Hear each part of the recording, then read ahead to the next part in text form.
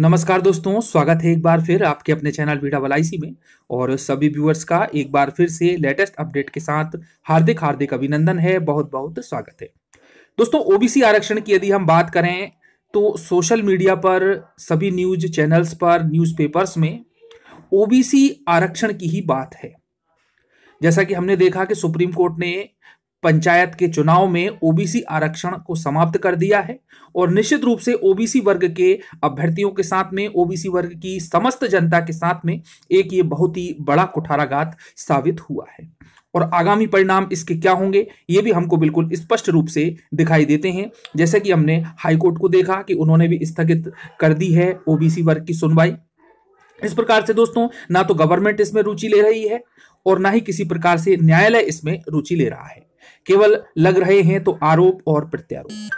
कमलनाथ जी ने 27% आरक्षण को ठीक ढंग से लागू नहीं किया, जिसका परिणाम हम सभी के सामने है। शिवराज जी ने ठीक ढंग से तथ्यों को प्रस्तुत नहीं किया और हमें हार का सामना करना पड़ा और इसका नुकसान हुआ शिक्षित युवाओं को। नेताओं का कुछ नहीं बिगड़ता है, केवल वोट बैंक की राजनीति है। फिर से जनता को बहला लेंगे, फुसला लेंगे और वोट ले लेंगे। तो दोस्तों, आइए जानते हैं कि कमलनाथ जी ने किस प्रकार से वार किया है और डायरेक्ट आरोप लगाया है बीजेपी सरकार पर। तो मैं आप लोगों को कुछ न्यूज के माध्यम से भी बताऊंगा और एक वीडियो क्लिप भी है तो उसके माध्यम से भी बताऊंगा। चलिए देख लेते हैं थोड़ी सी न्यूज। देखिए दोस्तों, इसमें है कि ओबीसी आरक्षण पर कमलनाथ का वार। कहा, ओबीसी आरक्षण समाप्त करने का विरोध करते हैं और सरकार ने कोर्ट में सही तरीके से तथ्य पेश नहीं किए हैं।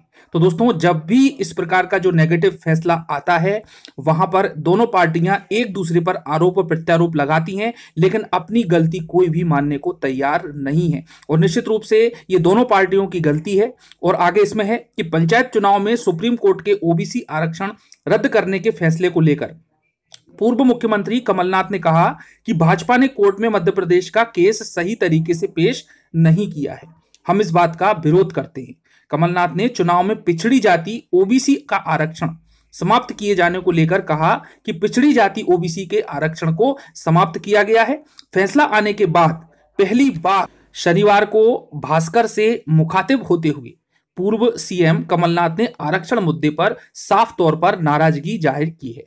उनके बयान से साफ हो गया है कि वे सुप्रीम कोर्ट के द्वारा ओबीसी आरक्षण को लेकर दिए गए फैसले से खुश नहीं हैं। फिलहाल उन्होंने फैसले के बाद सरकार को एक बार फिर से आड़े हाथों लिया है। कहा कि भारतीय जनता पार्टी ने कोर्ट में मध्य प्रदेश का सही केस नहीं रखा। तो दोस्तों, वही बात आ गई, इसलिए ऐसा फैसला आया है।